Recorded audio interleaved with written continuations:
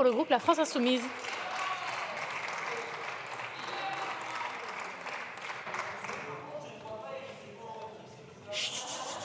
Commence pas, monsieur Bernalicis.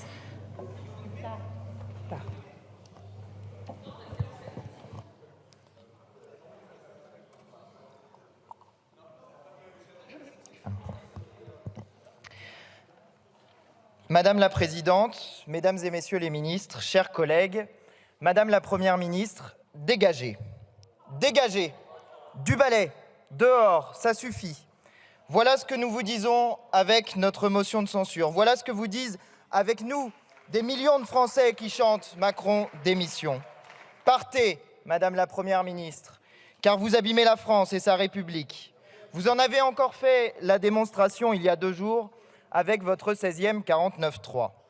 Nos compatriotes doivent savoir comment ça s'est passé, car vous avez transformé l'Assemblée nationale en théâtre de marionnettes. Je vous raconte la pièce. 23h40, la séance est suspendue, on va changer de décor. Vous entrez dans l'hémicycle avec un grand sourire. On change de présidente de séance, tout est en place pour la pièce de théâtre. À 23h48, ça commence. La présidente de l'Assemblée vous convoque à la tribune, elle se marre. Le public des marionnettes macronistes se lève et applaudit à tout rompre sa propre mise à mort parlementaire.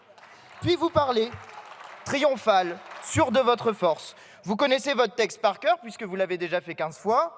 Sur le fondement de l'article 49 alinéa 3 de la Constitution, j'engage la responsabilité de mon gouvernement, blablabla. À 23h52, 4 minutes plus tard, c'est déjà fini. Fin de la pièce, rideau, applaudissements des marionnettes. Vous ne faites même plus semblant d'en avoir quelque chose à faire. Vous écrabouillez l'Assemblée nationale en 4 minutes chrono avec un grand sourire. Vous piétinez le Parlement et vous vous en amusez. Pour vous, c'est devenu un jeu, rien de plus. Mais ce n'est pas un jeu. Ce n'est pas un jeu, Madame la Première ministre, car vous détruisez la France en détruisant sa République. La France n'est pas une entreprise. Les Français ne sont pas vos salariés et vous n'êtes pas leur patronne. C'est l'inverse. La France est une république. Le souverain, c'est le peuple. Le patron, c'est lui. Les employés, c'est nous. Et la fonction qu'il nous a confiée, c'est de servir l'intérêt général. Ce n'est pas un jeu, c'est un devoir. Mais vous riez, car ce soir, vous dormirez au chaud et le ventre plein. Pourtant, d'autres n'auront pas cette chance. 2000 personnes meurent dans la rue et de la rue chaque année. Un Français sur 10 ne mange pas à sa faim. Un Français sur 5 finit le mois à découvert. 330 000 personnes sont sans domicile fixe. 2800 enfants dorment dans la rue. Voilà votre bilan. Comment faites-vous pour dormir le soir tout en sachant que 2800 enfants meurent dans la rue ? Si j'étais à votre place, Madame la Première ministre, moi, ça m'empêcherait de dormir. Si j'étais à votre place, je mettrais tous les moyens de l'État pour faire en sorte qu'aucun enfant ne dorme dans la rue ce soir. Mais non, vous faites des 49.3 pour les riches. Oh, je sais que vous détestez l'inventeur de notre devise nationale, liberté, égalité, fraternité. Pourtant, écoutez-le, Maximilien Robespierre disait « Nul ne peut entasser des monceaux de blé à côté de son semblable qui meurt de faim ». Je vous ai parlé de ceux qui meurent de faim. Voici ceux qui entassent les monceaux de blé comme jamais depuis l'élection de Macron en 2017. Bernard Arnault, plus 156 milliards en 6 ans. Famille Hermès, plus 107 milliards. Famille Bettencourt, plus 41 milliards. D'un côté, ceux qui ont tout, de l'autre, ceux qui n'ont rien. Et au milieu de tout cela, la masse des gens qui travaillent pour des salaires de misère, se cassent le dos, sont sous antidépresseurs, ne voient pas assez leurs gosses, ne savent pas comment payer les factures du mois suivant. La masse de ceux qui bossent et qui pourtant galèrent. Depuis cette tribune, qui devrait être celle où s'exprime la voix du peuple et non des riches, je dis bravo et merci à celles et ceux qui tiennent notre pays debout, quelle que soit leur nationalité, qu'ils soient avec ou sans papier.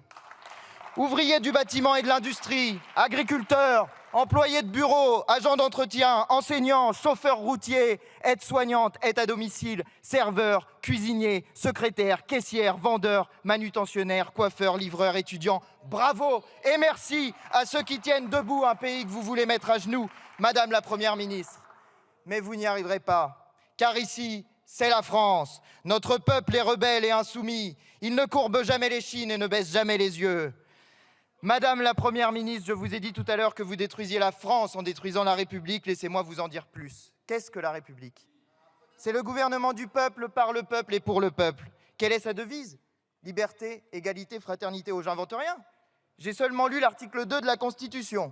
Et tandis que vous avez trouvé le moyen de citer 16 fois l'article 49.3 à cette tribune, vous n'avez toujours pas appliqué cet article 2 qui pourtant vous oblige. Vous faites l'inverse. Macron gouverne seul, contre le peuple et pour les riches. Avec vos 49.3 à répétition, vous faites pire que Louis XVI, car la Constitution de 1791 donnait au roi un droit de veto qui ne s'appliquait pas sur les questions budgétaires. Et vous, 49.3, 49.3, 49.3, vous ne savez pas faire de budget sans acte d'autorité, vous faites pire que Louis XVI. Mais des gilets jaunes aux révoltes de juin, des soulèvements de la terre, aux manifestations spontanées contre la réforme des retraites à 64 ans, le peuple français des tours et des bourgs n'a cessé de vous rappeler qu'il est insoumis, rebelle et révolutionnaire. Votre couronne tient toujours, certes, mais elle finira par tomber, comme toutes les autres avant la vôtre. Alors, la 6e République adviendra, alors l'Assemblée constituante adviendra, alors le référendum d'initiative citoyenne adviendra. La 5e République a 65 ans, il est temps qu'elle prenne sa retraite, et vous, votre congé, avec notre motion de censure. Liberté, égalité, fraternité. Où est la liberté quand le droit à manifester est sans cesse menacé? Quand on ne peut perdre un œil pour avoir dit Macron démission? Quand on peut se faire mettre en garde à vue pour avoir défendu la planète et la retraite? Quand on peut perdre la moitié du crâne parce qu'on s'appelle Eddy, ou la vie parce qu'on s'appelle Naël? Quand on peut se prendre une amende de 135 € pour avoir dit cessez le feu à Gaza? Madame la Première ministre, quand nous avons fondé la Première République en 1793, nous avons écrit dans notre Constitution que le droit à manifester ne pouvait être interdit et que s'il l'était, c'était la présence du despotisme. La République vous juge, Madame la Première ministre. Revoilà le despotisme. Où est l'égalité quand les riches ont tout et que les autres n'ont rien? J'en ai parlé, j'ai dit ce que vous faites, je dis ce qu'il faut faire. Augmenter les salaires et porter le SMIC à 1 600 €, bloquer les prix des produits de première nécessité, faire l'allocation d'autonomie à 1 100 € pour les jeunes, augmenter les retraites à 1 600 € par mois pour une carrière complète et porter le minimum vieillesse à 1 100 € par mois. Enfin, où est la fraternité quand vous montez sans arrêt les Français les uns contre les autres? Les travailleurs contre les chômeurs, les retraités contre les travailleurs, les banlieusards contre les campagnards, les Français contre les immigrés, les vieux contre les jeunes. Où est la fraternité quand vous êtes incapables de lutter contre le racisme qui s'exprime partout dans notre société? Quand vous êtes incapables de le nommer dès lors que celui qui en est responsable porte un uniforme? Quand vous êtes incapable de défendre une laïcité qui soit autre chose que l'expression d'une haine de moins en moins voilée contre les musulmans? Quand vous êtes incapable de mettre fin aux actes antisémites et d'avoir une parole forte pour faire cesser ceux qui ont lieu en ce moment? Quand vous courez après l'extrême droite et que vous vous apprêtez à marcher avec elle au moment où il faudrait au contraire la combattre pour la faire reculer dans la poubelle d'où elle est de nouveau sortie?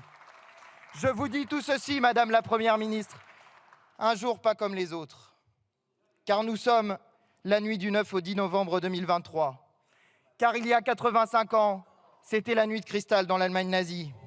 Car il y a ce soir, avec nous, les fantômes de ceux qui sont morts cette nuit-là parce qu'ils étaient juifs.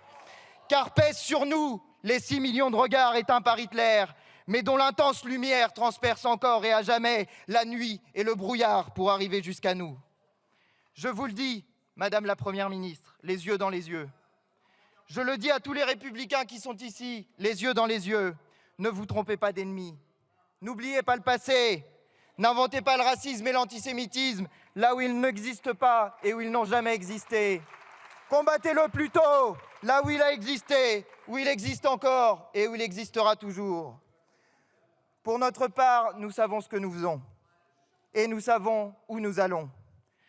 Nous sommes humanistes et républicains. Nous combattons le racisme et l'antisémitisme.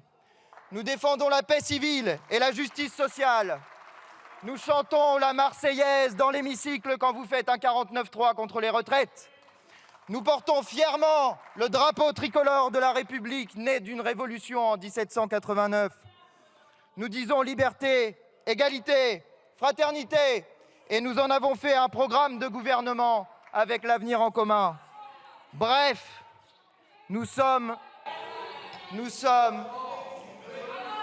Bref, Nous sommes comme les canuts. Doucement, s'il vous plaît. Nous savons S'il vous plaît. que le règne du peuple arrivera quand votre règne finira. Alors nous tisserons le linceul du vieux monde, car on entend déjà la révolte qui gronde. Madame la Première ministre, dégagez.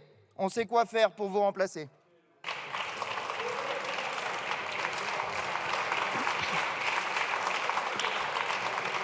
La parole est à Madame Véronique Louwagie pour le